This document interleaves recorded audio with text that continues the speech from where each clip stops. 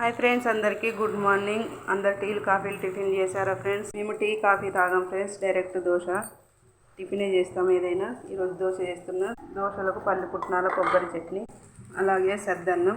ఇది లంచ్ కోసం కర్రీ. ఈ కర్రీ ఏంటంటే బిన్నీస్ ఆలు కర్రీ.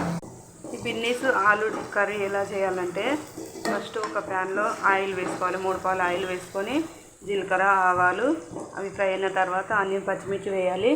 అవి ఫ్రై అయిన తర్వాత ఆలు ముక్కలు వేయాలి.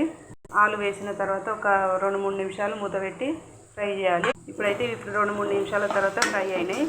చూడండి, బిన్నీస్ మంచిగా తుంచి కడిగి ఆరబెట్టిన జాలి బుట్టలో ఇప్పుడు వేయాలి. ఇందులో బీన్స్ వేసిన తర్వాత కలుపుకోవాలి.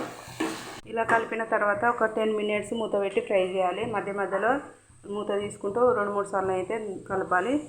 10 మినిట్స్ అయిందండి. చూడండి, 10 మినిట్స్ తర్వాత ఎలా ఫ్రై అయిందో. బీన్స్ ఆలు సాల్ట్ వేసుకోవాలి, సరిపడా కారం సరిపడని ఒక చెంచా వేస్తుంది, ధనియాల పొడి, అలాగే లాస్ట్లో కొత్తిమీర. ఇప్పుడు ఇవన్నీ కలపాలి. చూడండి, 1 నిమిషం పాటు అయితే ఇలా కలుపుకోవాలి.